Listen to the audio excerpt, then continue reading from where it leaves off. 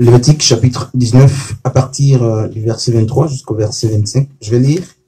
Quand vous serez entrés dans le pays et que vous y aurez planté toutes sortes d'arbres fruitiers, vous en regarderez les fruits comme incirconcis pendant 3 ans.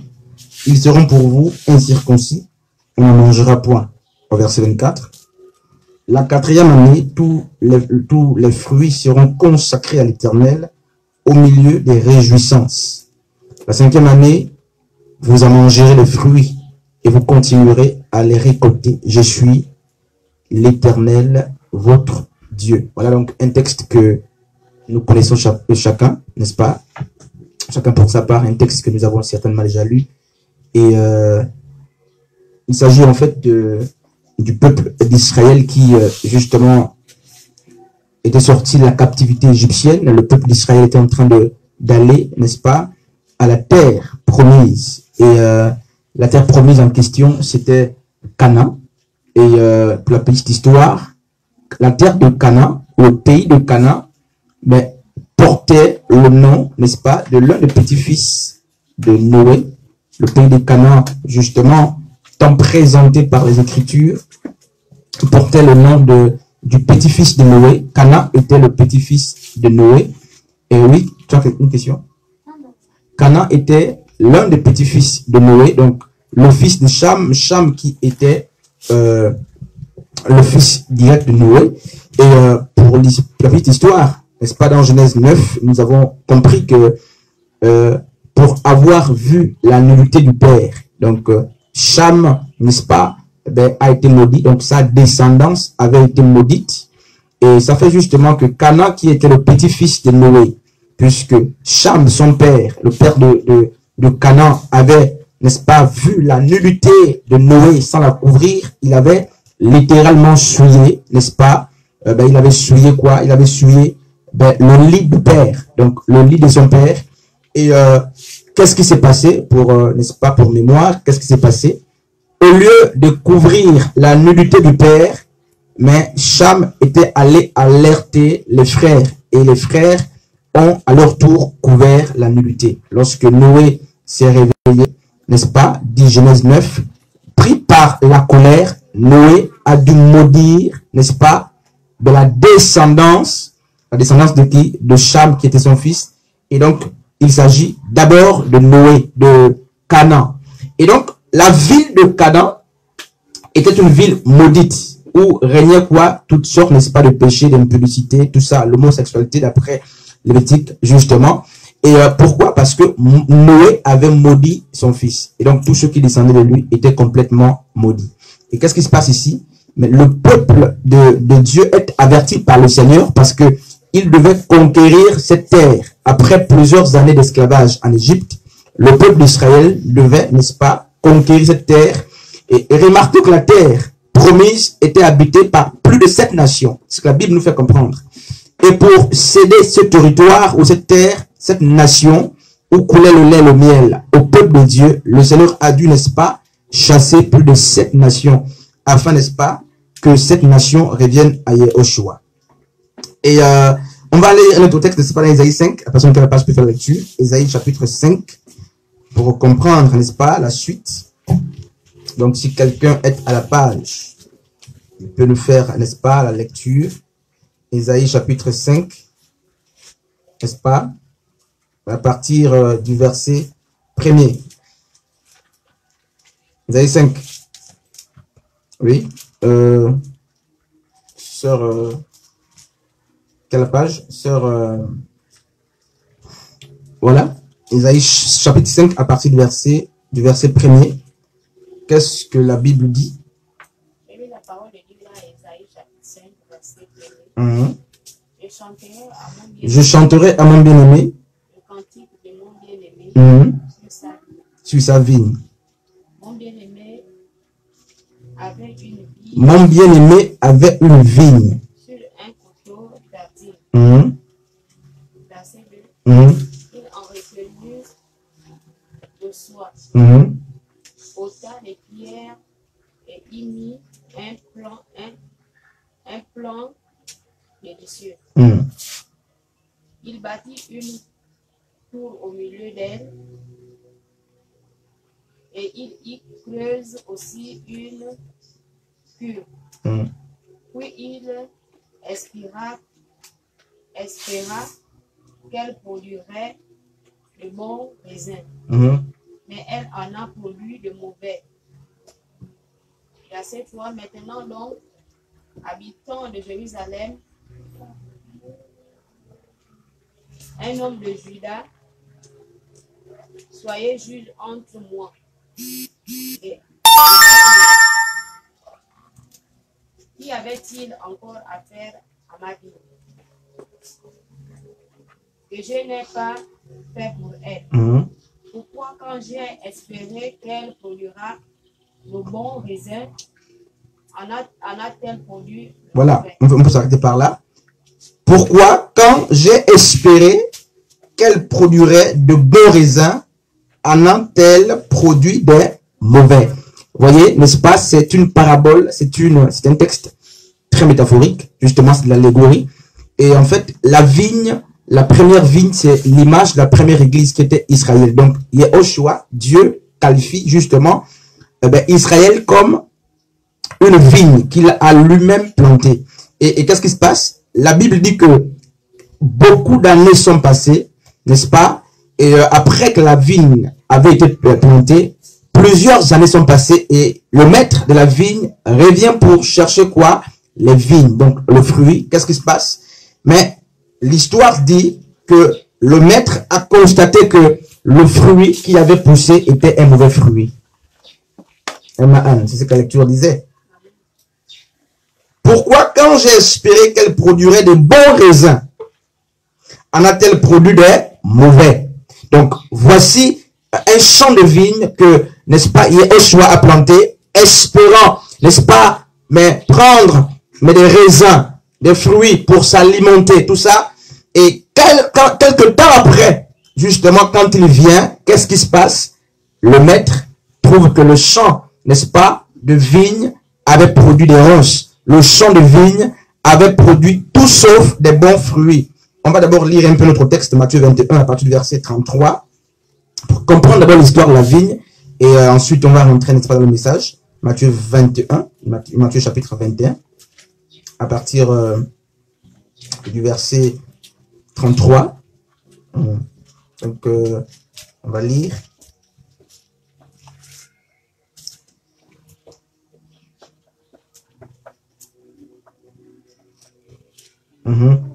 Je vais lire. Donc, nous sommes dans la parabole du vigneron, n'est-ce pas, à partir du verset 33, le chapitre c'est Matthieu 21, donc Matthieu 21, chapitre 21, à partir du verset 33. Écoutez donc, n'est-ce pas, une autre parabole. Il y avait un homme, maître d'une maison, qui planta une vigne. Il l'entoura d'une haie. Il faisa un pressoir et bâtit une tour. Puis il la ferma à des vignerons, n'est-ce pas, et quitta le pays. Donc, c'est une parabole. On dit que un maître a planté une vigne, il l'a confiée, n'est-ce pas, à plusieurs personnes, et il est parti du pays. Donc, le champ a été planté, n'est-ce pas, et le propriétaire du champ est parti. Mais il n'a pas laissé le champ seul. Il a confié, n'est-ce pas, le champ à d'autres maîtres. Lorsque le temps de la récolte fut arrivé, il envoya ses serviteurs vers les vignerons.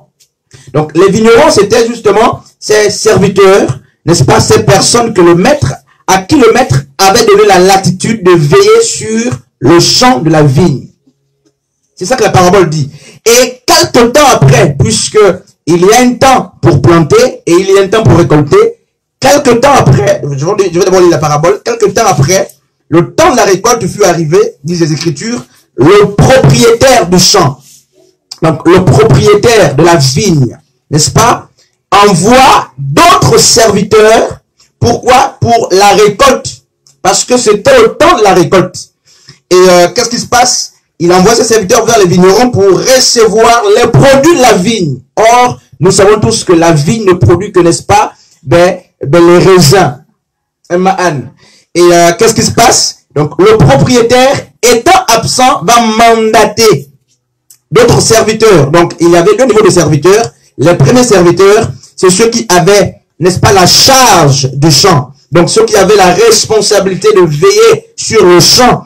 Et les deuxièmes serviteurs, c'est des personnes que le Seigneur avait envoyées vers ceux qui gardaient le champ. Pourquoi? Pour prendre, n'est-ce pas, le fruit, donc les raisins. Et qu'est-ce qui se passe? Les vignerons, s'étant saisis de ces serviteurs, bâtirent l'un, tuèrent l'autre et lapidèrent le troisième. Donc, il y avait 3 messagers qui étaient envoyés vers les vignerons. Pourquoi? Pour cueillir des raisins. Parce que le champ ne leur appartenait pas. Nous sommes d'abord dans, sans interpréter même la parabole. Nous sommes en train de parler, n'est-ce pas, des fruits de l'esprit. Mais on va parler en fait du figuier aujourd'hui. Donc, là, on essaie un peu de rentrer. Et qu'est-ce qui se passe? Donc, 3 messagers furent envoyés par le propriétaire du champ. Allez, j'ai planté, n'est-ce pas, dans telle ville, en telle année, nous sommes au temps de la récolte. Allez, vous verrez, n'est-ce pas, des gardiens, comme les anges qui étaient justement en train de garder le jardin d'Éden. Allez et prenez-en du fruit, donc les raisins. Et qu'est-ce qui se passe? La Bible dit que lorsque les vignerons, donc les personnes qui avaient la charge du champ, les personnes qui avaient la responsabilité de veiller sur le champ, lorsque ces personnes ont vu, ben, n'est-ce pas, les serviteurs que le maître avait envoyés, qu'est-ce qu'ils ont fait? Ben, au lieu de prendre les fruits de la vigne, donc le raisin, pour donner, mais à qui? Aux serviteurs que le propriétaire du champ a envoyé, qu'est-ce que les vignerons ont fait? Eux qui étaient les gardiens, ils ont tué les serviteurs. Ils ont tué les serviteurs que le maître du champ avait envoyés. Il envoya encore d'autres serviteurs à un plus grand nombre. Donc, et le propriétaire du champ se rend compte que justement, les personnes qu'il a envoyées ne reviennent pas. Parce que ben, elles ont été tuées. Et qu'est-ce qui se passe? Le maître du champ va dépêcher une autre délégation. Allez encore vers ces vignerons, prenez-moi le fruit. On va bien lire ça. Il a envoyé encore d'autres serviteurs en plus grand nombre que les premiers. Et les vignerons les traitèrent de la même manière. Donc, les vignerons, n'est-ce pas, les gardiens de la vigne, mais lorsqu'ils ont vu à nouveau les serviteurs du propriétaire du champ, au lieu de cueillir les raisins, n'est-ce pas, pour les donner aux propriétaires, n'est-ce pas, mais aux ambassadeurs que le propriétaire du champ avait envoyé, qu'est-ce qu'ils ont fait, mes frères? Ils ont encore tué ces serviteurs. Donc là, ils n'étaient plus 3, ils étaient un plus grand nombre. Et qu'est-ce que la Bible dit, n'est-ce pas, au verset, n'est-ce pas, 37. Enfin, il envoya vers eux son fils en disant, voyez frère, ils auront du respect pour mon fils. Donc ici, le propriétaire a d'abord mandaté les serviteurs, les esclaves, n'est-ce pas, des ouvriers. Et les vignerons, donc, qui n'étaient pas les propriétaires, ont tué toutes ces personnes, toute cette délégation a été tuée. Et le maître du champ va dire quoi? Il va dire, certainement, si j'envoie mon fils, qui est l'héritier direct, ils auront du respect. Ils auront de la considération, ils diront, bon, là, ce ne sont pas des serviteurs, c'est l'héritier direct qui vient, n'est-ce pas? Donc, nous allons avoir le respect pour lui. Et donc, n'est-ce pas, ce maître du champ, le propriétaire du champ, ne va plus dépêcher les serviteurs, il va envoyer qui? Le fils unique. Il va envoyer son héritier, pensant que ses employés auraient du respect pour l'héritier. Et qu'est-ce qui se passe? Quand, n'est-ce pas, les vignerons virent le fils, ils dirent entre eux, voici l'héritier. Venez, tuons-le et empêchons, n'est-ce pas, emparons-nous de son héritage. Hein? Je ne sais pas si vous comprenez la parabole. C'est une forte parabole. On va d'abord continuer. Donc, quand ils ont vu le fils venir, ben ils ont dit quoi? On va voir, cette fois-ci, ce ne sont pas les serviteurs, c'est le fils, c'est-à-dire l'héritier. Après le père, c'est lui qui aura la possession du champ. Que fait? Tuons-le, de sorte que le champ de vigne nous revienne. Et ils se saisirent de lui, le jetèrent hors la vigne et le tuèrent. Maintenant, lorsque le maître de la vigne viendra, que fera-t-il à ces vignerons? Voilà, une parabole vraiment riche. C'est pas, si vous avez déjà lu cette parabole, Jérémie, tu as déjà lu la parabole? Oui. Ça dit quoi la parabole? L'interprétation, ça dit quoi? Ça parle. D'abord, je veux dire que le propriétaire du champ, c'est d'abord Dieu. Voilà. Les serviteurs, ce sont, je veux dire, tous les prophètes qui sont passés avant. Voilà, voilà, les prophètes. Et puis, le Fils, c'est Jésus. Voilà donc la parabole, ça, on peut acclamer le Seigneur, vraiment, ça c'est fort. Ah, quelque chose à glorifier parce que les yeux sont ouverts, n'est-ce pas? Ça c'est grave. Voilà. Élie a été envoyé, ils l'ont tué, ils ont chassé.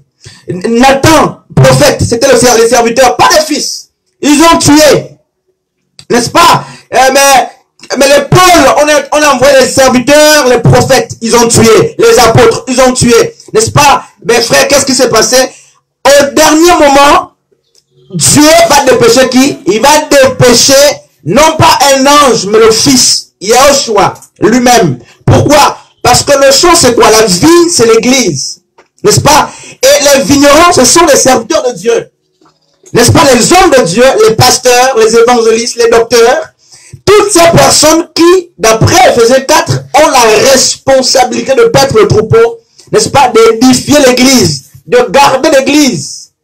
Donc, ce sont des bergers au même titre que Adam, dans Genèse 1. Il était berger des arbres. Il était berger, n'est-ce pas de quoi? Il était berger du champ. Or, le champ renvoie à quoi, frère? Le champ de vigne correspond à l'église, qui est sous la responsabilité de qui? Des vignerons. Et les pasteurs, et les prophètes, et les docteurs, plutôt que de paître le troupeau, mes frères et sœurs, plutôt que d'amener le champ de la vigne, n'est-ce pas, à avoir des fruits, qu'est-ce qu'ils font? Ils s'emparent de ce champ. Et quand le maître est venu, l'héritier est arrivé, la Bible dit justement que l'héritier a été tué. Et en fait, le fond, c'est quoi? Nous sommes en train de parler de quoi? On va d'abord lire notre texte, n'est-ce pas, Matthieu, chapitre 3, à partir du verset 1. Nous sommes en train de parler de quoi? On va découvrir de quoi nous sommes en train de parler, frères et sœurs. Matthieu chapitre 3, à partir du verset... à partir du verset premier.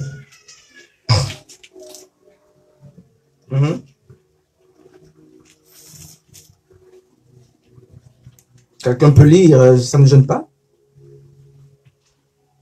J'ai eu la parole de Dieu dans Matthieu 3, à partir du verset 1er. En ces jours-là, Jean le Baptiste vint prêcher dans le désert de Judée, disant, repentez-vous, car le royaume de Dieu s'est approché. C'est celui, en effet, dont il a été parlé par l'intermédiaire d'Isaïe, prophète.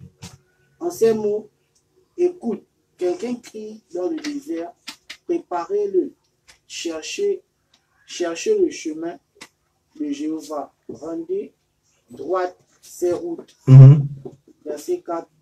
Mais ce même Jean avait ses vêtements en poil de chameau et une ceinture de cuir autour de ses reins.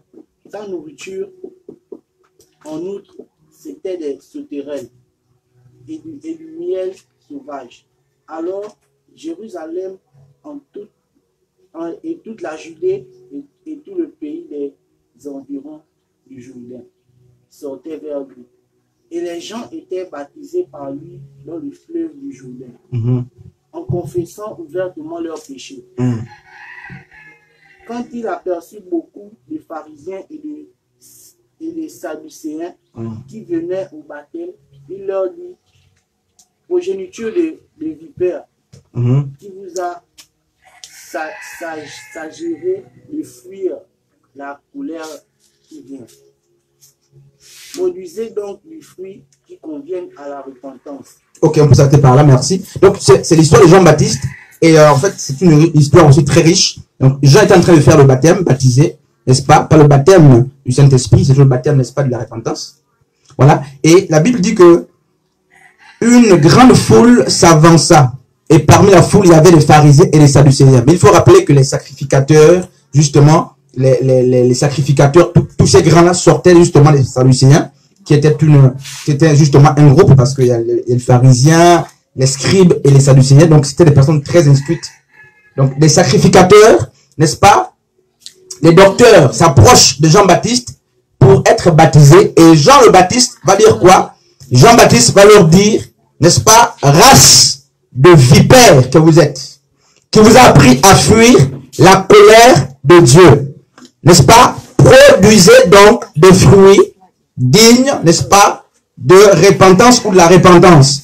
Mais en fait, vous vous rendez compte que le message que Jean-Baptiste prêchait, c'était le message qui consistait à quoi?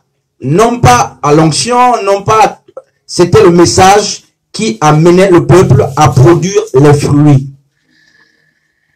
Et qu'est-ce qui se passe? Il s'adresse à qui? Aux sacrificateurs, aux personnes instruites, aux personnes qui travaillent dans le Sanhédrin, comme, n'est-ce pas, les pharisiens, justement, les sadducéens. C'était des personnes très lettrées, très avancées, des érudits, qui connaissaient le Tanakh, qui connaissaient la loi de Moïse. Mais Jean se rend compte que, en fait, ils ne sont pas sauvés.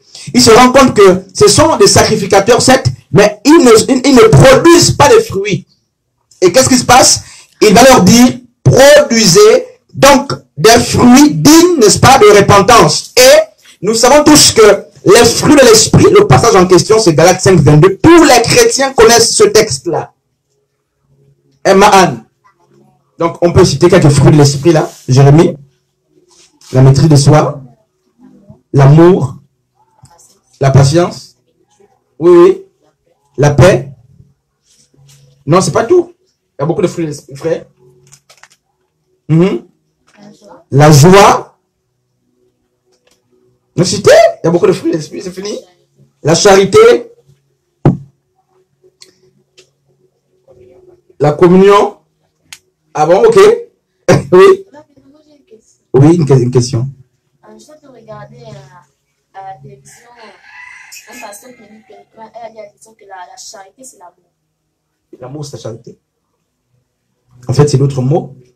Voilà. Donc, alors, c'est grave.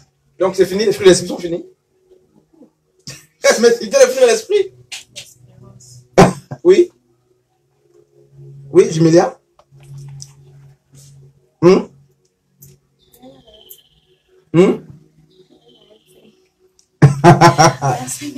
Ok, ça c'est grave, c'est grave. Maintenant, on va lire notre texte, n'est-ce pas? Pour comprendre maintenant, on va lire Juge, chapitre 9. À partir du verset 8. Donc,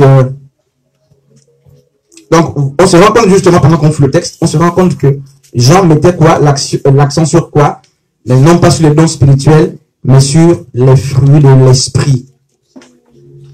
Et justement, on va lire Juge chapitre 9 à partir du verset 8. On va lire.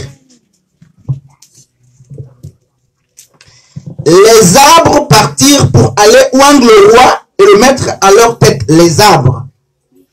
Anne, vous suivez vraiment là? Je ne sais pas si vous suivez l'enseignement.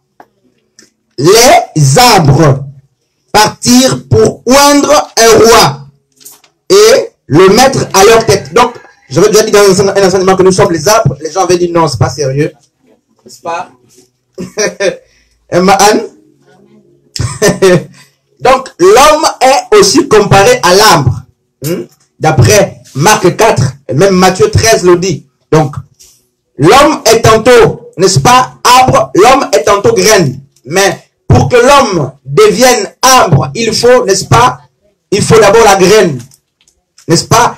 Et c'est cette graine qui transforme l'homme en arbre. Oui, une question. Et, n'est-ce pas, Sœur Gaëla? La graine en question, c'est la parole de Dieu. Donc ici, on va lire, on dit les arbres partent, pas les hommes. On dit les arbres. Et l'histoire biblique met plus l'accent sur 3 types d'arbres. 3 types, n'est-ce pas, de plantes. Il y a la vigne, il y a le figuier, n'est-ce pas, et il y a l'olivier. N'est-ce pas? Et ces 3 plantes, en fait, sont l'image de 3 fruits de l'esprit. Donc, quand on lit, quand Paul écrit dans Galates 5, 22, ayez la douceur, en fait, il connaissait le Tanakh, il savait que la douceur renvoyait à un type de fruit de l'esprit. Donc, il savait de quoi il parlait.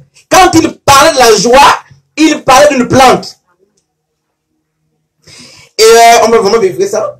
Hein, sur Gaïla. Tu as une question là? Ok. On dit les arbres partir pour aller où est le roi et mettre les arbres, frère, il faut vous lire ça, et mettre à leur tête. Il dit à l'olivier. Donc les arbres parlent maintenant ici. N'est-ce pas? Frère, je vais m'écrire comme ça chez toi. N'est-ce pas? Il dit à l'olivier. Les arbres disent à un autre arbre. N'est-ce pas? Règne sur nous. Mais l'olivier leur répondit. Ici, c'est les arbres qui parlent. C'est-à-dire, c'est une image. N'est-ce pas? L'olivier leur répondit. Renoncerai-je à mon huile qui m'assure les hommages de Dieu, des hommes, pour aller planter les arbres? Hein? Non, c'est pas le figuier qui parle. Ici, c'est l'olivier qui est en train de parler. Et l'olivier, c'est un arbre, n'est-ce pas? Ben, sur lequel l'église est greffée, d'après Romains 11. Et Yehoshua est l'olivier par excellence. Et donc, frère, il dit, renoncerai-je à mon huile? L'huile, c'est l'onction. Et donc, la particularité, n'est-ce pas, de l'olivier, c'est de donner l'huile. N'est-ce pas? Et on n'est même pas sur l'olivier. Aujourd'hui, c'est pas l'olivier. N'est-ce pas? Il dit, renoncerai-je à mon huile qui m'assure les hommages de Dieu. Donc, pour avoir les hommages, pour être vénéré par Dieu, pour être glorifié par Dieu, il faut l'huile. En fait, vous devez avoir la vie de l'olivier. N'est-ce pas? Il dit, renoncerai-je, n'est-ce pas, à mon huile qui m'assure les hommages de Dieu et des hommes pour aller planter les arbres. Et les arbres dirent au figuier. Maintenant, là, on parle au figuier. N'est-ce pas? Viens, toi, règne sur nous. Pourquoi? L'olivier a refusé. Maintenant, on parle au figuier. Viens régner sur nous. N'est-ce pas? Et le figuier aussi parle. Il dit, mais le figuier leur répondit, renoncerai-je à ma douceur? Donc, quand on dit ayez pour fruit l'esprit la douceur, on s'adresse à l'olivier, au figuier. Hein? Parce qu'on n'a pas de fruit de l'esprit là, en haut, là, on court, fruit de l'esprit. Sur Joss. Donc, le figuier procure la douceur. Donc, quand Paul dit le fruit de l'esprit, c'est quoi? L'amour, la joie, la paix, tout ça. Et là, quand il parle de la douceur, en fait, il parle des olives. Et donc, ça veut dire quoi? Et remarquez Nathanaël, dans Jean 1. Nathanaël était où? Sur le figuier, n'est-ce pas? Hein? En train de méditer parce que c'était une culture juive, une culture hébraïque. Chez les Hébreux, quand on méditait, en fait, il y avait un arbre qui, justement, procurait la douceur. Parce que la méditation se fait dans la douceur. Et c'est le figuier qui était l'arbre par excellence. C'est pourquoi dans Jean 1, lorsque Christ vient, Nathanaël est sous le figuier. Et le figuier, mes frères, on va voir ça tout à l'heure. Le figuier a une particularité, deux particularités que j'aime et que je vais vous donner, n'est-ce pas, ce jour-là. La première, c'est que l'olivier, les bourgeois du figuier plutôt, n'est-ce pas, poussent avant les feuilles. Un sort Chiron, je ne sais pas si c'est dur, faut dire, pour qu'on soit calme. Le figuier est très particulier, c'est une plante très particulière. C'est que les fruits du figuier viennent au monde, se donnent à voir avant que le figuier n'ait les feuilles. Hein? Alors que les feuilles servent à la guérison et les fruits à la restauration. Ça veut dire quoi? Les feuilles sont des dons spirituels. Et si nous avons la nature du figuier, en fait, nous devons manifester d'abord le fruit de l'esprit avant que les dons spirituels ne soient mis en manifestation. Si nous avons la nature du figuier. Et la deuxième particularité, c'est quoi, Anne? Vraiment, c'est que Dieu nous aide. Les feuilles du figuier ne se ressemblent pas. Voilà, une question là? Hein? Tu sors là? C'est juste que j'ai envie de comprendre. Oui. On a dit, Il va te dire que non, le figuier, ses feuilles, c'est fruits. Non. C'est dons. C'est pas le figuier seulement. En fait, quand la Bible parle des feuilles, hein, quand tu lis l'Apocalypse 22, la Bible parle des feuilles, et même dans le psaume 1er, les feuilles sont la représentative des dons spirituels. Alors que les fruits servent à la restauration, à la vie. Maintenant,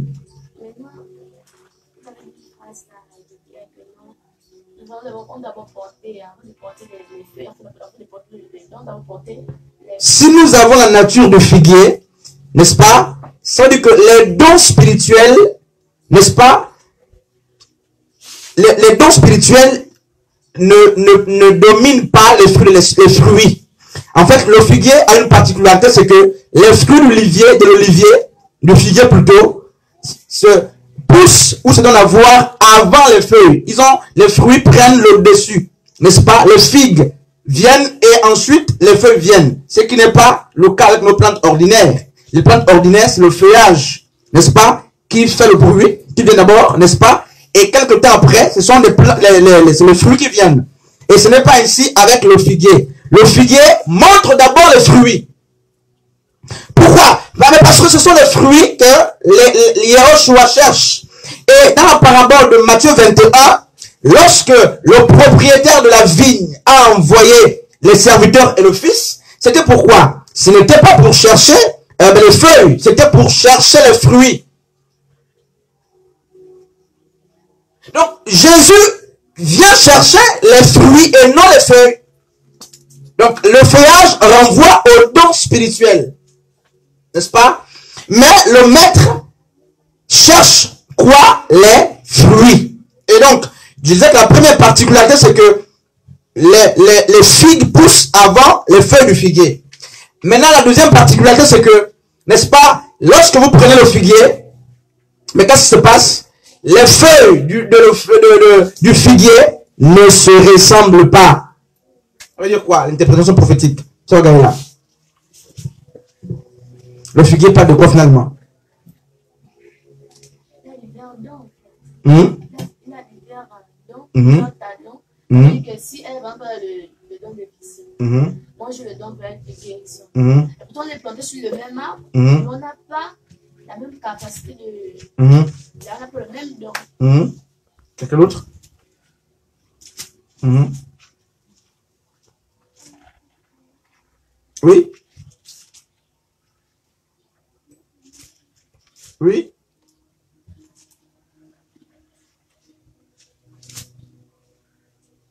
Vous ne voulez plus parler là-bas.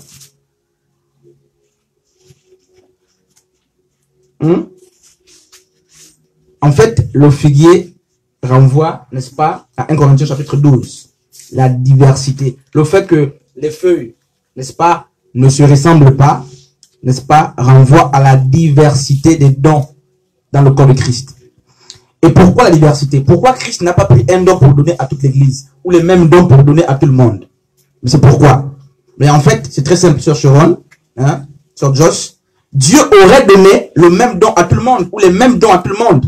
Mais il a fait que certains aient le don de par la langue, d'autres le don de guérison, tout ça. Pourquoi? Mais en fait, c'est pour prouver et attester que en tant que membre de l'église, il faut l'interdépendance. Ça veut dire quoi? Ça veut dire que si nous avons les mêmes dons, on ne va plus dépendre les uns des autres. Et donc, Dieu donne la diversité des dons pour nous amener à avoir le besoin des autres dans l'église. Ça veut dire que toi qui n'as pas n'est-ce pas, par exemple, le don de révélation, ça dépend, le don du parler en langue, ben, tu seras nécessairement amené vers la personne qui a le don de parler en langue lorsqu'elle reçoit les mystères. Toi qui as le don de prophétie et qui n'a pas le don de guérison, quand tu seras malade, tu seras obligé d'aller vers la personne qui a le don de guérison. Toi, tu prophétises, mais tu ne guéris pas dans ce don-là. Donc, tu vas vers la personne qui a le don de guérison. Et la personne qui a le don de guérison, pour recevoir la prophétie, sera obligée de venir vers toi qui a le don de prophétie. Donc, le figuier, le fait que, n'est-ce pas, son frère ne se ressemble pas, mais renvoie à quoi? À la diversité des dons, n'est-ce pas, spirituels à l'église. Ma même question. L'église de Corinthiens, Paul dit que le Saint-Esprit vous a donné tous les dons. tous les dons. Bon, ça c'est l'église. Mais un homme, en fait, tu ne peux pas avoir tous les dons. Tous les dons, eh bien, tu peux demander à Dieu. Dieu équipe les gens. Les dons sont multiples. On ne peut pas compter les dons spirituels. Il y a beaucoup de dons spirituels. Mais bien sûr, tu peux avoir 1000 dons, 20 dons, 30 dons. C'est Dieu qui donne. Bien sûr. Et Jacques dit quoi? Si quelqu'un manque de sagesse, qui demande. La sagesse, c'est un don. Voilà. Donc, il faut demander quand tu n'en as pas. Maintenant, Dieu qui connaît les cœurs, il saura s'il faut qu'il te donne ou pas. Est-ce que tu demandes pour satisfaire tes désirs? Est-ce que tu demandes pour t'enorgueillir? Est-ce que tu demandes pour t'enrichir? Pour gaspiller? Ou tu demandes pour l'utilité, n'est-ce pas, de l'église? Donc, pour avoir 15 dons, 30 dons, ça ne gêne pas. C'est pas mauvais. N'est-ce pas? Quelqu'un veut dire quelque chose? Sur, oui, frère Julien? Voilà. Frère, question là-bas. Donc, qu'est-ce qui se passe? Donc, on se rend compte que, frères et sœurs, le propriétaire, n'est-ce pas, de la vigne, cherche quoi? Les fruits. Il vient pour prendre quoi? Les fruits. Et qu'est-ce qui se passe? Les vignerons, qui ne sont pas les propriétaires, se sont accaparés, n'est-ce pas, de la vigne. Et c'est ce que les pasteurs font aujourd'hui. C'est ce que les prophètes font. Ils ont pris la place de Dieu. Ils refusent. Ils refusent. C'est grave. Hein, frère Jérémie? Et qu'est-ce qu'ils font? Ils ont tué Jésus. Ils ont tué tous les prophètes qui sont passés. Ils ont tué Étienne le diacre, n'est-ce pas? Ils ont tué Philippe. Philippe a été tué. Paul tué, n'est-ce pas? Tous ces grands ont été tués. Pourquoi? Parce qu'ils veulent, n'est-ce pas, prendre de force la vigne d'autrui, le champ qui appartient, n'est-ce pas, seul à la personne de Yeshua. Et donc, qu'est-ce qui se passe quand on parle du fruit de l'esprit? Nous sommes dans Genèse chapitre 1er. N'est-ce pas? On va lire Genèse chapitre 1.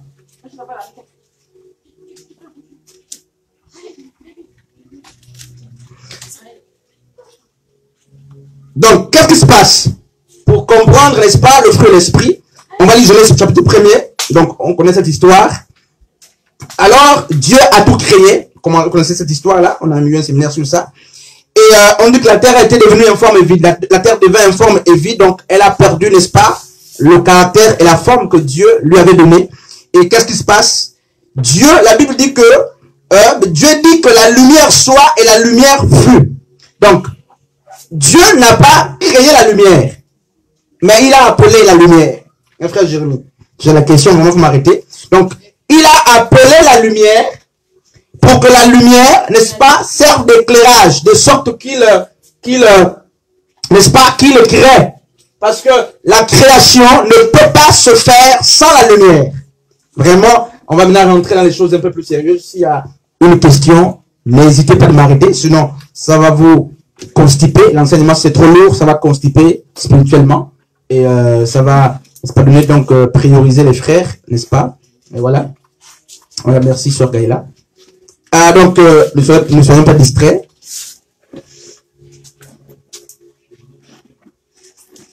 Et donc, qu'est-ce qui se passe? Dieu va appeler une lumière. Et cette lumière, dans Jean 8, on nous dit que cette lumière, c'est la personne de Yeshua. Christ dit que la lumière du monde, il dit que la lumière soit et la lumière fut. Et à cette époque, la terre était vide. Et qu'est-ce qui se passe? Ben, il se passe que Dieu va devoir féconder ou ensemencer la terre. Et frère Jérémie, comment la terre a-t-elle été fécondée pour qu'elle donne des fruits, pour qu'elle donne des arbres? Mais la Bible nous dit que Dieu a planté la parole. Donc Dieu a parlé à la terre, n'est-ce pas? Et la terre fut ensemencée. C'est-à-dire que d'une manière littérale, la terre est devenue enceinte. Donc, pourquoi? Parce que dans Jean 12, on parle du grain de blé qui devait tomber en terre. Jésus dit que si ce grain de blé ne tombe en terre et ne meurt, il ne pourra pas porter de fruits. Donc, la parole qui justement fait germer devait nécessairement être, n'est-ce pas, en contact avec quoi? Avec la terre. Et donc, pour la première fois, n'est-ce pas, que la terre a donné des fruits, c'est lorsque la parole a été plantée. Et la parole, c'est le grain. On parle des fruits de l'esprit. C'est un enseignement très long. On va rentrer petit à petit jusqu'à ce qu'on va terminer ça un jour. Et donc, Christ a planté pour la première fois avec la parole. Et la Bible nous dit que l'herbe a commencé à pousser, il y a eu des fleurs, il y a eu justement des fruits. Et ce passage nous montre justement que Christ est mort avant d'être sous terre. Christ en tant que graine, n'est-ce pas? Christ en tant que la parole avait déjà, n'est-ce pas, connu la mort avant justement que les Juifs, les Hébreux, les Romains le crucifièrent sur la croix. C'est pourquoi Paul dit que Christ est mort avant la création du monde. Christ a été crucifié avant même que le monde ne soit formé. Avant que les hommes n'existent, Christ était mort. Ça veut dire quoi? La mort intervient pour la première fois avec Adam, après Adam. Mais la résurrection avait déjà lieu lorsque le grain qui avait justement ensemencé la terre avait donné la vie. Est-ce qu'il y a une question jusque-là, Frère Julien? N'est-ce pas? Une question, parce qu'il ne faut pas que... N'est-ce pas? Donc, qu'est-ce qui se passe? Mais on comprend que pour que la terre, n'est-ce pas, féconde, la terre c'est quoi? C'est la préfiguration de l'homme. La terre c'est toi, la terre c'est moi. N'est-ce pas? Et l'église, justement, parce que Yeshua a dit à Adam, tu es poussière et tu retourneras à la poussière. Littéralement, tu es la terre et tu retourneras à la terre. Et c'est à la terre que Dieu parle avant que la terre ne fasse germer. Ça veut dire quoi? Donc, nous sommes en train de parler vraiment du fruit de l'esprit, il ne faut pas qu'on sorte de là. Ça veut dire que le fruit de l'esprit ne peut pas être porté. Aucun fruit de l'esprit ne peut être porté s'il n'y a pas eu, n'est-ce pas, la fécondation de la terre. Et pour que la terre soit fécondée, il faut que le maître parle. N'est-ce pas? Il faut que la semence soit enfouie dans la terre. Et rappelons qu'à l'origine, tout être est une semence. N'est-ce pas? Nous sommes des semences. Et la Bible nous appelle le grain de blé dans Matthieu 13, à partir de verset 1er. Nous sommes le blé. Et qu'est-ce qui se passe, frères et sœurs? Donc, Dieu ensemence la terre, et la terre répond. Elle fait pousser des fruits. Or, cette terre est aussi l'image de quoi? De celui qui est en Christ. Parce que les fruits de l'esprit, d'une manière, les fruits, n'est-ce pas? Parce que le diable a des fruits. Là, il y a des fruits qui sont naturels. Il y a des fruits. Il y a la patience qui est naturelle, qui n'a rien à voir avec le Seigneur. Il y a la douceur qui est naturelle, qui n'a rien à voir avec le Seigneur. N'est-ce pas? Il y a la joie qui est naturelle. Et remarquez par exemple la joie. La joie, le plus souvent, ben justement, la joie, c'est quelle plante là? C'est l'olive. Non, c'est pas l'olive. L'olive, c'est l'huile. N'est-ce pas? La joie, c'est la vigne qui donne le vin. Le vin, n'est-ce pas? La Bible dit que le vin fait réjouir le roi. Donc, en fait, remarquez la joie du monde. La joie du monde, c'est lorsqu'on a, par exemple, pour ceux qui ont passé l'examen, la joie du monde, c'est lorsqu'on a réussi, lorsque les choses nous sont favorables. Ça, c'est la joie naturelle. Ça, c'est la joie humaine. N'est-ce pas? Même les animaux sauvages ont cette joie. N'est-ce pas? Lorsque le lion poursuit sa proie, et lorsqu'il réussit, mais il est en joie. Mais en fait, ça, c'est humaine, elle est charnelle. Mais la joie qui est spirituelle, qui devient fruit de l'esprit, mes amis le Seigneur, n'est pas engendrée nécessairement par les événements heureux. Cette joie, mais elle vient du fait que l'homme est persécuté pour la cause de Christ. C'est pourquoi Christ dit dans Matthieu 5, n'est-ce pas, heureux êtes-vous lorsque vous êtes persécuté à cause de la justice. Et ce n'est pas pour rien que les disciples, les apôtres étaient très contents, ils étaient en joie, ils chantaient les cantiques spirituels lorsqu'ils ont été emprisonnés à cause de l'évangile. La Bible dit qu'ils étaient en joie. Frère Jérémie. Ils ont manifesté la joie. Donc, il y a des fruits qui sont d'ordre naturel, qui sont, n'est-ce pas, spirituels. Alors que les fruits qui sont humains sont dans tous les êtres, depuis qu'on est, on a ces fruits. Les fruits de l'esprit ne peuvent pas, n'est-ce pas, pousser dans l'homme si l'homme n'a pas reçu la sémence de Dieu. Hein, sœur Sharon? Si Dieu n'a pas reçu, n'a pas parlé, n'a pas planté dans toi, dans ton cœur, dans ton âme, toi qui es terre, si Dieu ne plante pas, tu ne peux pas porter le fruit de l'esprit. Hein, frère Jérémie? Et à quel moment Dieu plante-t-il dans la vie, n'est-ce pas? Mais on va lire les Écritures. N'est-ce pas? C'est lors de la conversion d'abord. Maintenant, remarquez un fait. Vous ne pouvez pas avoir les fruits de l'esprit à la conversion. C'est pas possible. Il y a une question? Anne? sur Gaïla, sur Marty, sur Joyce, ça dépend. Oui, pourquoi? Maintenant, je vous pose la question, pourquoi? Puisque vous savez que c'est ça, maintenant, je vous demande pourquoi.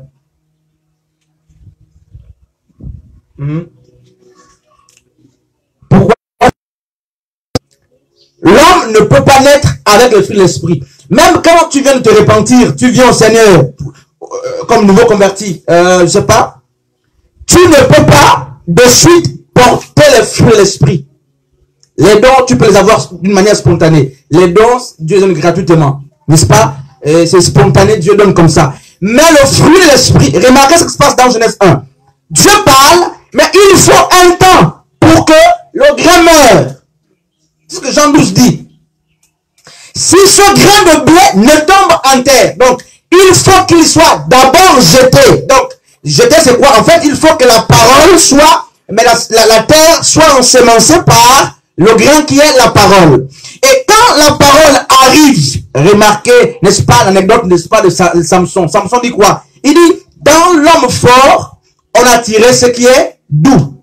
Donc, dans le lion, justement, on avait tiré le miel. Or, en fait, cette parole n'est pas claire dans l'ancienne alliance. Cette parole s'accomplit avec Apocalypse et avec Jean, qui dit justement que, ben, Christ est l'agneau de Dieu, le lion de la tribu de Judas, celui qui a ouvert les 7 sceaux, n'est-ce pas? Et dans l'Apocalypse, il dit, ne pleure plus. Voici le lion de la tribu de Judas, justement, a ouvert les 7 sceaux. Et qu'est-ce qu'il voit? Il ne voit pas le lion, il voit l'agneau.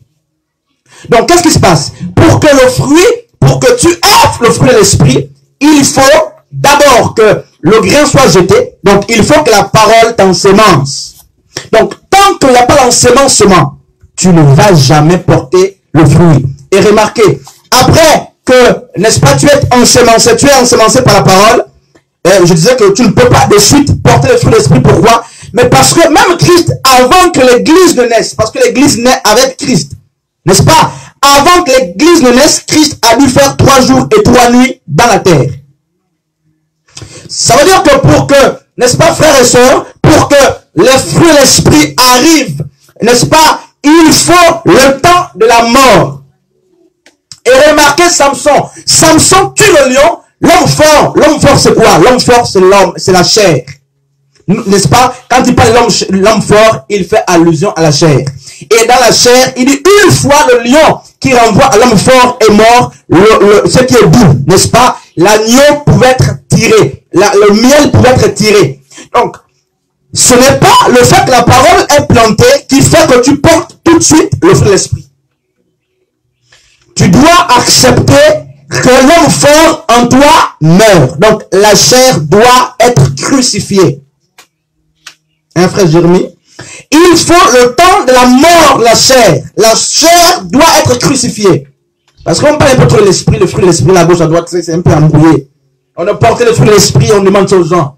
Mais les gens ne peuvent pas porter le fruit de l'esprit. Remarquez, même d'une manière naturelle, quand vous prenez un grain, n'est-ce pas, un grain d'oseille que vous mettez dans la terre, ce grain d'oseille doit mourir. Et cette mort correspond à quoi? À l'abandon, n'est-ce pas, d'un type de vie, au renoncement de soi. Quand Christ dit à Pierre que celui qui veut me suivre, n'est-ce pas, se charge sa propre croix, qu'il renonce à soi-même, il parle en fait de cela. Il faut que tu meurs. Celui qui renonce à soi-même, au désir, aux passions de la chair, tout ça, mais il meurt. Et tant que tu n'es pas mort, tu ne deviens pas une terre capable de faire, n'est-ce pas, germer le fruit de l'esprit. Donc, la première, n'est-ce pas, le premier niveau, c'est quoi? C'est la parole de Dieu qui est en contact. Tu es au contact de la parole. Et dans Jean 10, la Bible dit quoi? La foi vient de ce qu'on entend. N'est-ce pas? Et ce qu'on entend vient de la parole de Dieu. Pourquoi des frères et des sœurs n'ont pas de fruits? Alors que, il paraît qu'ils sont depuis plusieurs années convertis ou chrétiens. Mais demandez-leur ce qu'ils ont entendu. Qu'as-tu entendu? Parce que tout ce que nous entendons produit une foi, un type de foi. Hein, frère Jérémie? N'est-ce pas? Tout ce que tu écoutes comme prédication, comme musique, tout ce que tu écoutes, surtout lorsque tu as mis l'attention sur ça, cela produit un type de foi. Maintenant, qu'est-ce que tu as entendu pour que tu aies la foi en Christ? Il faut entendre l'évangile de Christ, pas l'évangile des hommes. Et donc, après que le grain de blé est planté, n'est-ce pas, s'il meurt, on attend le troisième niveau, n'est-ce pas, le grain doit germer. Et, mais en fait, la mort et le fait que le grain germe, c'est la préfiguration du baptême. Vraiment, c'est la question, il faut vite poser. Ça vient, ça passe. N'est-ce pas? Parce que le baptême, justement, c'est un acte ponctuel qui prouve qu'on est mort et on est ressuscité avec Yahushua, avec Jésus-Christ. Et là, n'est-ce pas, je parle d'abord du baptême qui est spirituel, parce que il y a deux types de baptême. Il y a le baptême qui est d'abord spirituel, le vrai baptême est spirituel, c'est celui qu'on a vu avec Corneille, qui signifie petit oiseau. Corneille n'était pas d'abord baptisé d'eau, mais il avait déjà reçu l'Esprit de Dieu. Frère Jérémie. Donc, ce baptême précède le baptême d'eau, qui n'est que, n'est-ce pas, un symbole d'obéissance, un acte. Et il ne sauve pas ce baptême. Sinon, le brigand à la croix n'était pas baptisé. Vous voyez, le baptême d'eau ne sauve pas. Les païens peuvent prendre ce baptême-là. Il ne sauve pas. N'est-ce pas? Donc, et qu'est-ce qui se passe? Nous, le plus souvent, on a pris le baptême d'eau sans avoir été baptisé par le Saint-Esprit. On souffre dans les églises. Voilà pourquoi c'est grave. On souffre. Parce qu'on a pris le baptême d'eau. On n'a pas le baptême d'esprit, on n'a jamais eu. Alors que la conversion ne se confirme pas par le baptême d'eau. C'est le baptême du Saint-Esprit qui authentifie, n'est-ce pas, la conversion. Et ce baptême a lieu quand? Il n'a pas lieu parce qu'on t'impose nécessairement les mains. C'est vrai, ça a été fait hier. Mais il n'a pas lieu parce que tu es dans une assemblée. N'est-ce pas? C'est ce baptême de l'Esprit de Dieu, n'est-ce pas? C'est une affaire d'intimité, de relation personnelle avec Dieu, même parmi nous. Si les gens ne sont pas baptisés du Saint-Esprit, une fois le cœur est ouvert, une fois ils deviennent accessibles à l'Esprit de Dieu, mais le Saint-Esprit les baptise. Et dans Éphésiens chapitre 1, à partir du verset 3, la Bible dit que au jour de la naissance, nouvelle pleine naissance d'en haut, nous avons une marque, n'est-ce pas? Le sceau est posé sur nous. Donc, de même que l'ennemi a la marque pour reconnaître les siens, Yahushua a la marque pour reconnaître, n'est-ce pas, ses enfants. Frère Jérémie. Et l'Esprit de Dieu pose une marque, n'est-ce pas, qui a trois explications. Il y a la protection, il y a l'assurance, il y a aussi l'appartenance. Tu vois un peu? Et, qu'est-ce qui se passe donc? Une fois mort, on a planté, tu es mort. Le troisième niveau, c'est quoi? C'est la résurrection. C'est pourquoi 2 Corinthiens 5:17 dit quoi? Ben, si quelqu'un est en Christ, il devient une nouvelle créature. Alors, ça veut dire quoi? Ça veut dire que la vie de l'ancien grain ou de la première graine est laissée sous terre. N'est-ce pas? Le caractère que tu avais hier reste sous terre. La colère, n'est-ce pas, animale qui t'animait hier, reste sous terre. Pourquoi? Mais parce que Paul dit, toute chose devient nouvelle. C'est la résurrection. Mais en fait, permettez que je vous le dise, un homme qui est de nouveau, logiquement, si on prend le contexte humain, ben, ça veut dire qu'il n'appartient même plus à son pays. En fait, on doit refaire tes papiers, de manière littérale. En fait, on doit t'ajouter dans les registres de naissance. Qu'est-ce que ça veut dire? On dit, tu es une nouvelle créature. N'est-ce pas, frère Jérémie? On ne dit pas que tu es la même créature transformée. On dit, tu es une nouvelle créature. Ça veut dire qu'il y a une qui est morte et une autre est revenue. Donc, le nom a été changé. La destinée a été modifiée. N'est-ce pas? Christ a revu ta vie. Et quand tu reviens, naturellement, comment vous êtes converti? Vous dites être né de nouveau et vous dites que les alliances familiales, par exemple, vous poursuivent. Vous voyez? Donc, en fait, un chrétien qui chaque heure, chaque jour, chaque seconde, fait l'éloge des alliances familiales est en train de remettre en question sa nouvelle naissance. Hein, frère? Parce que si papa ne se mariait pas, si maman ne se mariait pas, si papa échouait, toi qui es né de nouveau, toi qui es né de nouveau, Mais en réalité, ces choses ne peuvent plus t'assujettir. Pourquoi? Parce que ta nature a été transformée. Et littéralement, le sang ou la vie qui coule en toi, c'est la vie de Christ. Et cette vie ne reconnaît pas les alliances familiales. Et donc, quand vous réclamez chaque jour, soit tu as ouvert une porte, soit mais la conversion n'a pas été authentique, en fait. Voilà. Ça, c'est grave, parce que les délivrances chaque jour dans les églises, les mêmes personnes, délivrance des aïeux, délivrance des ancêtres, et vous n'êtes pas converti, ou vous avez ouvert les portes, les démons sont rentrés, ils sont en train de manipuler petit à petit. Vous voyez un peu, frère Julien? Et donc, qu'est-ce qui se passe, frère? Donc, après de germer, on arrive au niveau où chacun doit désormais porter des fruits. Donc, c'est pas le même jour la conversion qu'on porte les fruits. Hein, frère Julien? C'est pas le même jour. Et le fruit de l'esprit, malheureusement, on ne l'acquiert pas parce qu'on prie. C'est pas parce que tu jeûnes que tu auras la douceur. Non. Ce n'est pas parce que tu jeûnes que tu auras la tempérance, la maîtrise de soi. Non, frère, c'est pas comme ça que ça se passe. Vous pouvez demander les dons dans la prière. Ok. Mais le fruit de l'esprit, c'est pas comme ça que ça se passe. N'est-ce pas? Je jeûne là pour que Dieu me donne la maîtrise de soi. Non, mais tu n'es pas converti. Tu n'es pas encore mort. Mais tu veux quelle maîtrise de soi? Mais les frères jeûnent, c'est grave. Tu jeûnes beaucoup là, depuis là, tu n'as pas maîtrise de soi. N'est-ce pas? Et une fois, n'est-ce pas, on va lire Jean 15, n'est-ce pas? Une fois germé, on passe à quoi? À une étape très importante. C'est le port des fruits maintenant. Voici, n'est-ce pas, les étapes à lesquelles il faut passer avant qu'on ne porte de fruits. Avant que tu aies le fruit, il faut que tu sois ensemencé par la parole. Il faut que tu meurs. Il faut la résurrection. Donc, il faut que tu germes. Et ensuite, tu peux porter les fruits, le déploiement des fruits. Jean chapitre 15, à partir du verset, n'est-ce pas, à partir du verset 15, à partir du verset 1er. Je suis le vrai cep et mon père est le vigneron. Tout serment qui est à moi et qui ne porte pas de fruits, il le retranche. Et c'est grave, ce passage-là. Je ne sais pas si vous voyez comme moi. Écoutez ce que le maître dit. Jésus dit que il y a des serments qui sont en lui, mais qui ne portent pas de fruits. Et c'est grave. Est-ce que vous avez vu ça? Tu vois ça quand même? Il dit, tout serment qui n'est pas à moi. Le serment, c'est quoi? C'est la branche. Le cep, c'est le tronc de l'arbre. N'est-ce pas?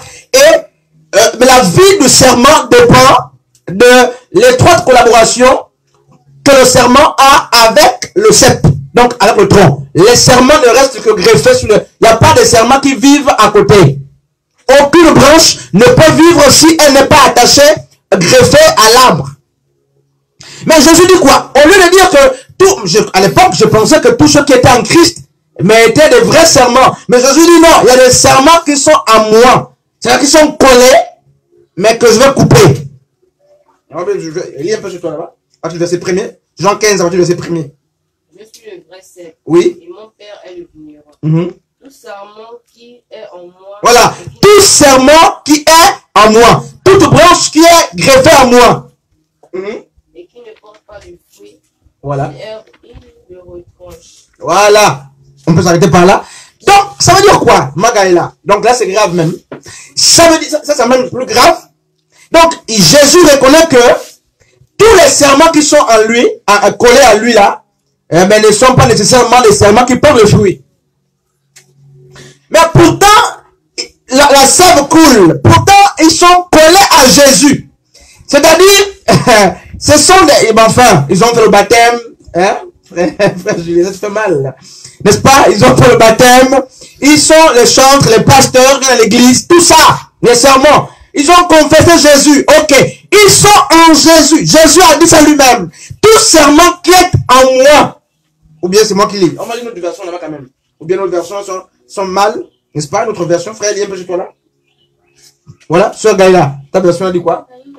Voilà. N'est-ce pas? Anne, ta version dit quoi là? Sœur l'édition, toi, on parle de quoi? On parle du vigneron. On dit quoi? Chapitre 15, verset 1er. Je suis le vrai cep et mon père est le vigneron. il retranche tout sarment qui est en moi et qui ne porte pas de fruits. Voilà. Qui est en moi. Là, c'est grave. Donc, Jésus dit que le frère Christ est en moi, le frère Arthur est en moi, la soeur Joyce est en moi, mais si vous n'avez pas, je vous coupe. C'est ce que ça veut dire? Donc, c'est pas parce que tu es en Jésus que... non, ça c'est grave, là. Oui, soeur Gaïla. Non, parce que ça continue la règle, il y a beaucoup d'appelés et peu de lui. Non, même là, c'est pas appelé. Là, c'est même plus l'appel. Là, tu peux m'accrocher déjà. Tu as accroché. tu es greffé, n'est-ce pas? Mais ça, en fait, ça veut dire que tu es incrédule. En fait, ça veut dire quoi? Tu es hypocrite. Ça veut dire que, comment comprendre que tu es greffé? La sève coule, mais tu ne parles pas la sève là. Tu peux comprendre qu'il a été greffé, il s'est accaparé de tout, mais l'orgueil est venu. Ouais, c'est grave. C'est venu, quand il s'est enorgueilli, il est resté avec les fous, puisqu'il est resté avec les dents, puisqu'il a vu avec les feux. Les feux, il a vu que l'huile ne se fond pas de ses dents. Donc tu restes avec les feuilles. Avec les feuilles? Mais tu n'es plus accroché. Parce que l'orgueil a pris la place. Donc, ça veut dire quoi? Ça veut dire que tous les chrétiens ne vont pas être sauvés. Ah oui. Tous les pasteurs ne vont pas être sauvés.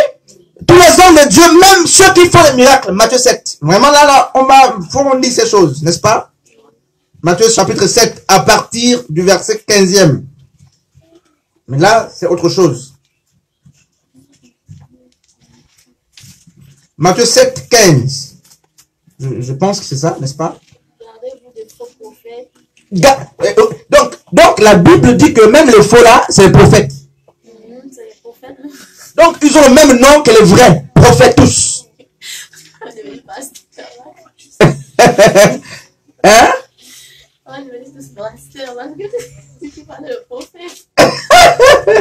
Vous remarquez que la Bible ne parle pas trop des pasteurs ou des docteurs, tout ça. La Bible parle, c'est-à-dire que les prophètes, il y a trop, ce sont eux qui séduisent plus, n'est-ce pas? Voilà, tout cela. Il dit quoi? Gardez-vous des faux prophètes. Donc, entre le vrai prophète et le faux prophète, ils ont un nom commun, prophète. Maintenant, qu'est-ce qui fait de faux prophètes? C'est ça. Ils viennent à vous en vêtements de brebis. Donc, ils ont même pris vos vêtements de brebis. Ils portent ces vêtements, ils viennent à l'église. Ils se déguisent. N'est-ce pas? Pourquoi? Parce que vous pouvez reconnaître, il faut le vêtement. Mais bien sûr, excusez-moi, mais une femme prostituée ne peut venir à l'église. Si elle veut vous séduire, elle peut venir nue à l'église. Elle va mettre une longue robe comme les sœurs. Et va l'appeler notre sœur bien-aimée. Bien sûr, hein, frère Jérémie? Et vous allez l'appeler la sœur peut-être, ça dépend. Mais bien sûr, c'est comme ça l'église. Donc vous comprenez qu'à l'église, par hypocrisie, on appelle tout le monde frère et sœur. Tout le monde n'est pas frère et sœur à l'église. Il y a des faux frères, il y a des démons, il y a des anges dessus, tout ça. Donc, en fait, ce sont les faux frères, mais c'est grave. Ils viennent en vous en vêtements de brebis, mais au-dedans, ce sont les loups ravisseurs. Vous les reconnaîtrez à leurs fruits. C'est ce que la Bible dit. Donc, la distinction entre le vrai et le faux se fait au niveau des fruits. C'est le fruit. Parce que, n'est-ce pas, si on lit la parabole de Matthieu 13, qui dit justement que l'ivraie et le blé se ressemblent, je te dis qu'il faut attendre le temps de la récolte pour savoir que les fruits là sont différents. Au début, ça s'embrouille là, on ne sait pas qui est l'ivraie, qui est blé. Mais le fruit le blé là, c'est pas l'ivraie, c'est pas la même chose. Donc, il dit, vous les reconnaîtrez à leurs fruits. N'est-ce pas? Donc, il faut attendre que les gens aient du fruit pour les connaître. Donc c'était un mauvais prophète.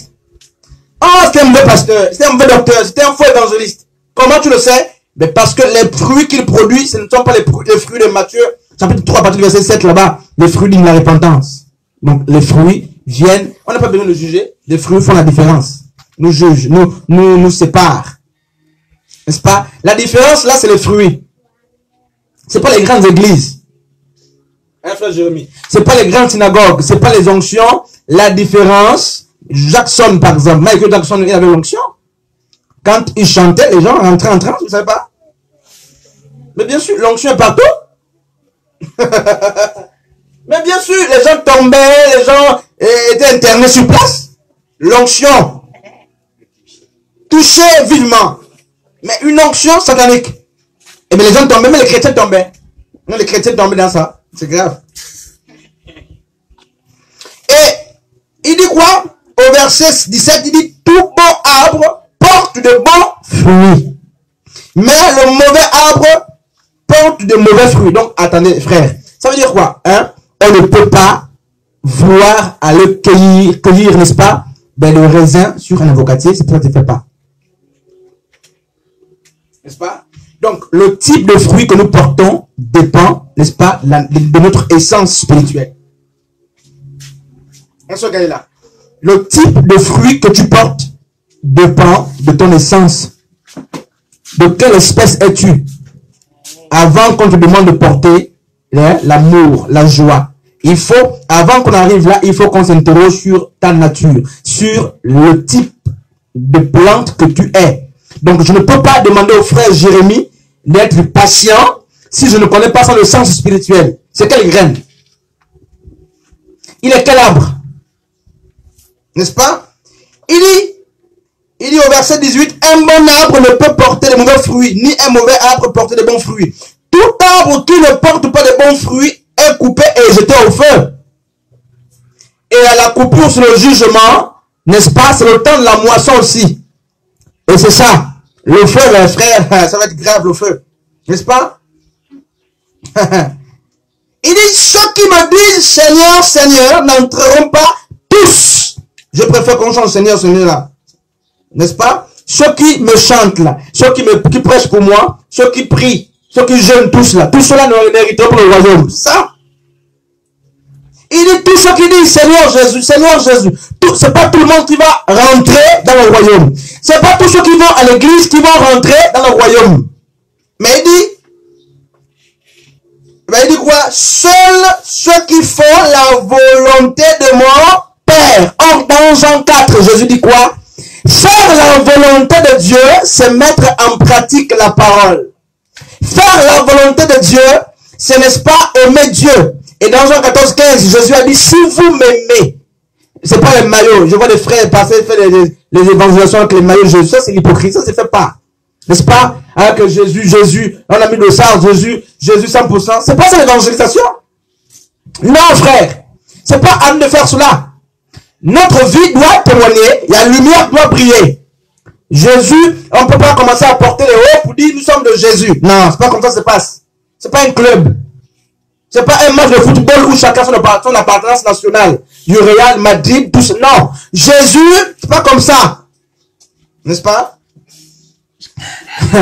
Les œuvres doivent être notre tunique. Les œuvres ou les fruits feront la différence. Donc, vous n'avez pas besoin de vous évertuer en vouloir prouver à quelqu'un que vous êtes de Dieu parce que vous êtes le louange matin, midi, soir sur vous. Ça, c'est l'hypocrisie des églises. Vous n'avez pas besoin de mettre le volume, n'est-ce pas, de gospel, n'est-ce pas, de... Comment là, la chaîne là, n'est-ce pas? MCU TV, gospel, tout ça.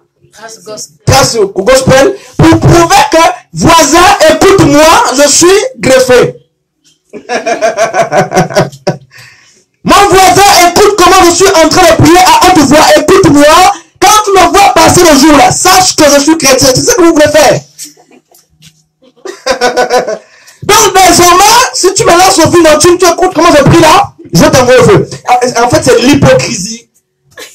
Et on veut tout de suite prouver aux gens que nous sommes de Jésus. On ne prouve pas comme ça qu'on prouve. Vous ne prouvez pas aux hommes que vous êtes de Dieu. Vous devez prouver à Dieu que vous lui appartenez par les fruits que vous portez et les œuvres que vous posez. Et ça, Sharon. Il dit, plusieurs me diront en ce jour-là, Seigneur, Seigneur, nous n'avons pas prophétisé en ton nom. Donc les prophètes et les vraies prophéties, c'est pas les fausses prophéties, les vraies prophéties. Nous n'avons pas guéri en ton nom, non, mais les vraies guérisons, c'est-à-dire on a prié pour un aveugle, il a vu. Et les prophètes vont réclamer les œuvres. Seigneur, souviens-toi que j'avais prié pour telle soeur, elle a marché. Souviens-toi que je jouais aux instruments, je prêchais comme je fais. Seigneur, quand même, j'écrivais à tout moment, il dira, n'est-ce pas, ce jour-là, alors il leur dira ouvertement, pas en cachette. Jésus parle ouvertement aux gens. Une tombe de l'hypocrisie. Non, on te dit en face. C'est grave. Je ne vous ai jamais connu, retirez-vous de moi, vous qui commettez l'iniquité. C'est grave. Allah, c'est grave, frère. Donc, frère Jérémie, tu comprends que toutes les églises qui font les miracles là-bas, peut-être qu'il y a une seule personne qui sera sauvée. Parce que qu'est-ce que Jésus cherche? Les miracles, ce sont les œuvres qui viennent des feuilles, des dons. Les dons, en fait, en grec, en hébreu, en grec plutôt, les dons, c'est charisme. En fait, c'est le charisme. Mais le fruit, c'est pas le charisme. Le fruit, c'est quoi? C'est la manifestation du caractère de Christ, de la nature de Christ. Donc, les fruits vous amènent à ressembler à Christ. Les dons vous amènent à opérer. Donc, nous ne serons pas sauvés sur la base de nos opérations. Parce que ici, quand ils disent, n'avons-nous pas prophétisé? C'est les opérations. N'avons-nous pas guéri? C'est les opérations. N'avons-nous pas chanté? Ce sont les opérations. Jésus cherche les fruits. Le caractère. N'est-ce pas, du royaume. Il faut que ce caractère du royaume soit trouvé en toi pour que tu sois enlevé. Et on va retourner dans Jean 15, n'est-ce pas? Frère Jérémie, j'aime ce passage. Il dit, tout serment qui est à moi.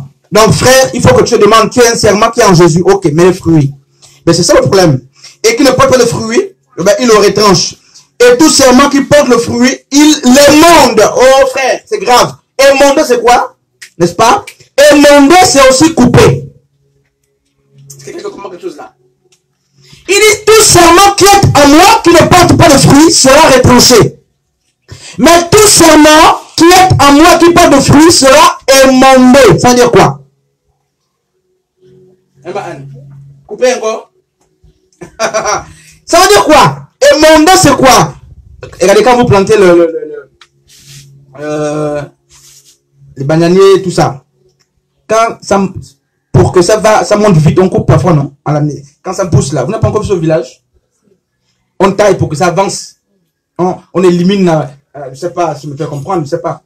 C'est, en fait, les mandements, c'est quoi? C'est le fait qu'on te taille. On enlève, justement, ce qui n'est pas bon, ce qui peut te, voilà les mandements. On te blesse. Vous voyez? C'est le brisement. Mais donc, ça veut dire quoi? Donc, Dieu brise les serments qui sont en lui, qui portent des fruits. Donc, il te coupe, il te fait mal. Il te blesse. Et il te prive de choses. Et quand il te manque là, il peut te faire perdre l'emploi. Il peut te faire échouer. Ben, c'est ça, il peut te ridiculiser, te faire sortir d'une église. Il t'humilie. C'est le mandement de Dieu. Ah, c'est grave. Et le monde autour de toi qui n'a pas compris que ici c'est pas le retranchement. Il y a la différence entre le retranchement et le mandement. C'est différent. Le mandement consiste à enlever, n'est-ce pas, tout les scories, tout ce qui est sur toi, qui est capable, n'est-ce pas, de t'empêcher, n'est-ce pas, de voir Dieu et de continuer d'adorer. Donc quand tu enlèves, les hommes qui sont charnels diront, mais le frère est tombé. La sœur a échoué, n'est-ce pas? Le frère a été licencié, par exemple. Mais alors que Dieu te demande pourquoi? Pour faciliter ta croissance. De sorte que tes fruits, les fruits que tu avais hier, se multiplient. Frère Jérémie. Il dit, et tout serment qui porte le fruit, il les demande afin qu'il porte encore plus de fruits. C'est ce que la Bible dit? Vous avez vu l'arbre là? Il y a notre plante qui a poussé sur cet arbre là qui donne le fruit. Normalement, c'est une image bien. Et cette plante là, quand ça monte comme ça peut faire sécher l'arbre. C'est en haut là. Et hier, hier, quelques jours, on m'a dit il faut enlever. Il faut couper cette plante là. Parce que la plante là est capable de tuer, hein, retarder la vie de l'avocatier, tuer les fruits, tout ça. Donc, il faut l'enlever. Et là, il faut émonder l'arbre. Et combien de chrétiens n'ont-ils pas quitté le milieu religieux parce qu'ils ont été émondés? Ils n'ont pas compris que c'était le mandement de Dieu. Dieu a permis que tu perdes un enfant. Dieu a permis que tu sois ridiculisé, que tu termines les études et tu ne travailles pas. Dieu a permis même que... en fait, Dieu, frère, pour multiplier la vie de Job, Dieu l'a émondé. N'est-ce pas, Ma'an? Dieu a émondé Job. Il a tué tout de Job. Les brebis, il a tué. Il a même donné une maladie sale. Au point que la femme de Job dit à Job, la femme de Job, la compagnie, la meilleure compagnie, c'est la femme. N'est-ce pas? C'est la main droite. Et la main droite de Job dit à Job, mon mari, n'est-ce pas? Maudit Dieu et tu meurs. Parce que c'est trop. Combien de frères n'ont-ils pas dit, quitte, n'est-ce pas, ce Seigneur, ce Dieu, depuis que tu pries, mais où est la victoire? Combien de frères n'ont-ils pas dit, depuis que tu pries, pourquoi tu ne échoues toujours chaque année à en réussir? Comme depuis que tu as fini les études, pourquoi tu ne travailles pas? Mais ils sont nombreux. Depuis que tu pries là, où est la solution? Combien de frères n'ont pas dit, maudit Dieu, arrête de prier, allons chez notre époux, les charlatans, tout ça. Parce qu'ils n'ont pas compris que Yehoshua est en train de te monder. Et donc, qu'est-ce qui se passe? En réalité, si les hommes comprennent le mystère de l'émondement, ils vont aspirer à être émondés. C'est parce que nous n'avons pas connaissance l'émondement de Dieu. Et parfois, on ne sait pas à quel moment Dieu nous émonde. Et quand ça vient, on se lamente. Parce que si on était informé que là, c'est la main de Dieu. Je n'ai rien fait. Là, c'est la main de Dieu, on devait acclamer. Bon, là, j'attends la victoire. Mais c'est grave. Oh! Il dit, verset 4, demeurez en moi et je demeurerai en vous. Comme le serment ne peut de lui-même porter le fruit. Vous voyez, donc c'est grave, frère. Donc, que les chrétiens ne se vantent pas de ce qu'ils ont comme fruit. Parce que personne ne peut lui-même porter le fruit. Personne. N'est-ce pas? Tu as la méfiance de soi, la patience, l'amour, la douceur, la bonté. Tu ne peux pas te vanter. Parce que en tant que serment, tu dépends, n'est-ce pas? Ben, tu dépends de cep. Il dit, je suis le cep, vous êtes le serment, celui qui demeure en moi et en qui je demeure. Attention frère, cela c'est encore grave. Ça veut dire quoi? Vous pouvez demeurer en Dieu comme le serment sans que Dieu ne demeure en vous.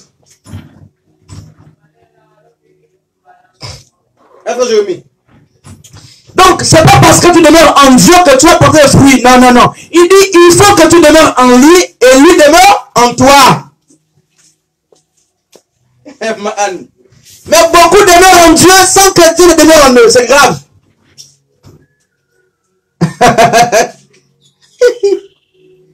Si vous demeurez en moi et que je demeure en vous.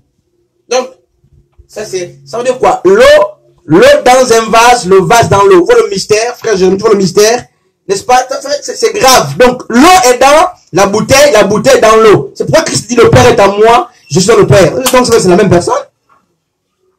C'est la même essence. Donc, c'est la condition pour que tu portes assez de fruits. Mais, donc, ne demeurez pas seulement en Dieu. Veillez aussi. Posez-vous la question de savoir si Dieu demeure en vous.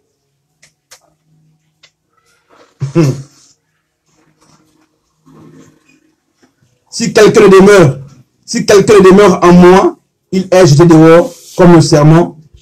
Il sèche, puis on ramasse les serments. On les jette au feu et on les brûle. Si vous demeurez en moi, et que mes paroles demeurent en vous. Voilà. Donc, au début, il a dit, si vous demeurez en moi et que moi je demeure en vous. Donc, au verset 17, il dit, si vous demeurez en moi et que mes paroles demeurent en vous. Donc, Christ ne demeure en nous que lorsque sa parole demeure en nous. Là. Donc, à quel moment Christ demeure dans la vie d'un homme? C'est pas quand quelqu'un va à l'église. Pas quand quelqu'un prêche. C'est pas quand quelqu'un fait les prophéties. Non, c'est pas ça. Christ demeure en nous lorsque sa parole est gardée dans nos cœurs. Lorsque sa parole est dans nos cœurs. C'est dans nos cœurs. C'est là qu'il demeure. Donc, il demeure par la parole. Puisque lui-même, il est la parole. Et comment savoir que la parole demeure? C'est pas parce qu'on connaît le verset là, c'est pas ça la parole. Ça c'est pas la parole. C'est la pratique de la parole qui fait qu'on se nourrisse spirituellement. Donc, c'est grave. Et il dit, n'est-ce pas? Il dit, si vous demeurez en moi et que mes paroles demeurent en vous, demandez ce que vous voudrez et cela vous sera accordé. Si vous portez beaucoup de fruits, c'est ainsi que mon Père sera glorifié. Donc, frère, Dieu n'est pas glorifié parce que tu as 2 fruits, 3 fruits. Non, Dieu est glorifié quand tu as beaucoup de fruits. Tu vois ici, c'est grave. Tu as déjà, n'est-ce pas, un peu de la douceur. Tu as dit c'est fini. Non! Dieu n'est pas content de ça. Il dit, si vous portez beaucoup de fruits, c'est ainsi que mon Père sera glorifié. Tu as comme le fruit. Quand je dis non, je plaide déjà à Dieu, là. Tu as comme le fruit, là. 2, 3, 4 petits fruits, et les fruits ne sont pas encore bien mûrs. C'est vert, un peu jaune là en bas. C'est le mur, voilà. Donc, frère, c'est grave. Le message de fruits, c'est grave. Frère Jérémie. Donc, le tout n'est pas, Marty, le tout n'est pas d'avoir les fruits. Il faut les fruits mûrs. Parce que les fruits qui ne sont pas mûrs peuvent tuer les gens. Bien sûr. Quand les fruits ne sont pas mûrs, eh bien, ils ne servent à rien. Tu as la douceur, une douceur, mais tu as embrouillé dans la douceur. N'est-ce pas? Une patience où tu commences. Quand il dit les fruits mûrs, c'est quoi? C'est-à-dire que votre fruit atteigne la maturité.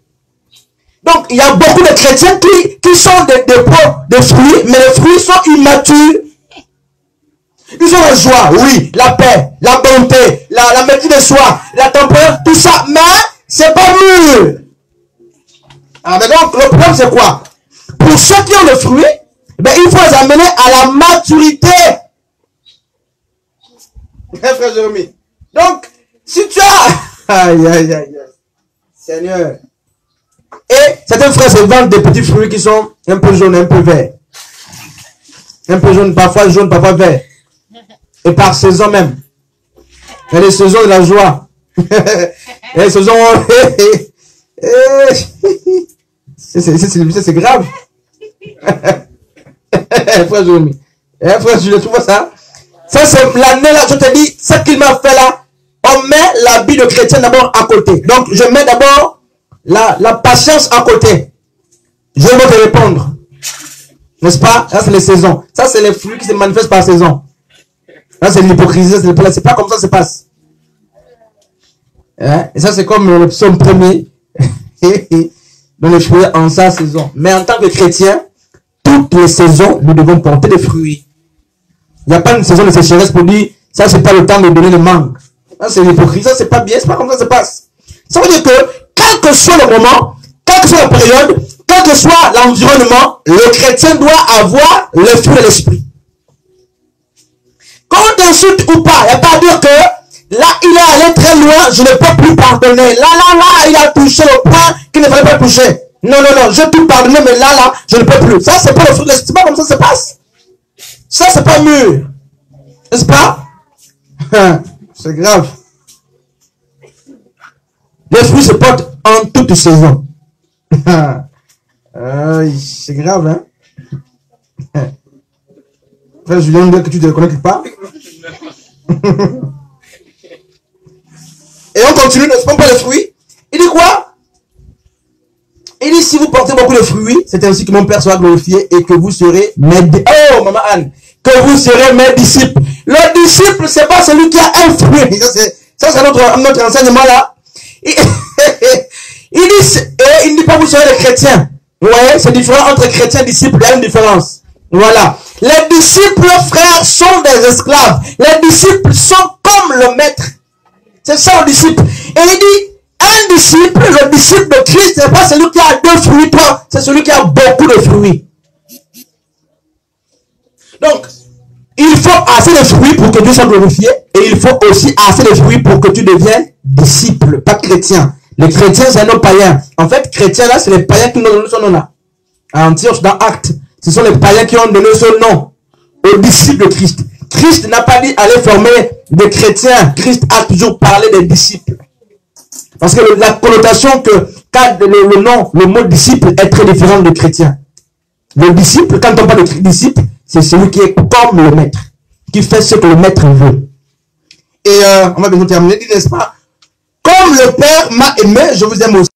Demeurez dans mon amour. Si vous gardez mes commandements, vous demeurez dans mon amour. De même que j'ai gardé les commandements de mon Père et que je demeure dans son amour.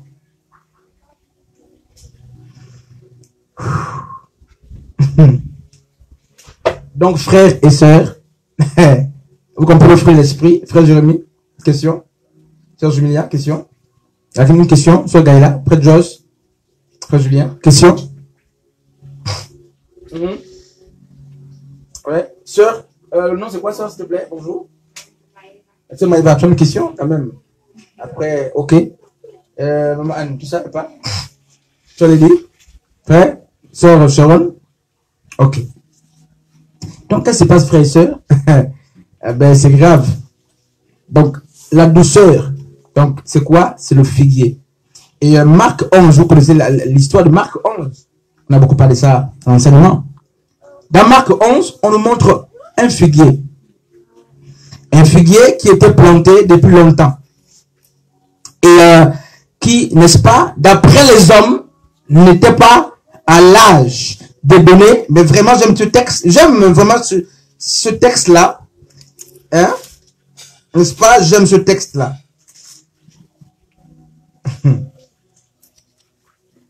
Marc 11 à partir du verset 12. Donc, il y a un figuier qui est là. Jésus voit un figuier de loin. Et Jésus a eu faim. Et comme je disais, n'est-ce pas, en amont, le fruit, c'est pour la restauration et les dons pour les feuilles pour la guérison. On dit qu'il a aperçu de loin, n'est-ce pas, un figuier. Et le figuier avait déjà le feuillage verdoyant. Vous voyez? Et sur Marty, tu vois un peu. Donc, de loin, ce qui attire Jésus, c'est quoi? C'est le feuillage. Jésus a vu le feuillage. Et puisque Jésus est celui qui a planté, qui connaît le mystère des plantes, il sait que, naturellement, le figuier ne peut pas avoir tout ce feuillage s'il n'a pas de figue. C'est pas normal.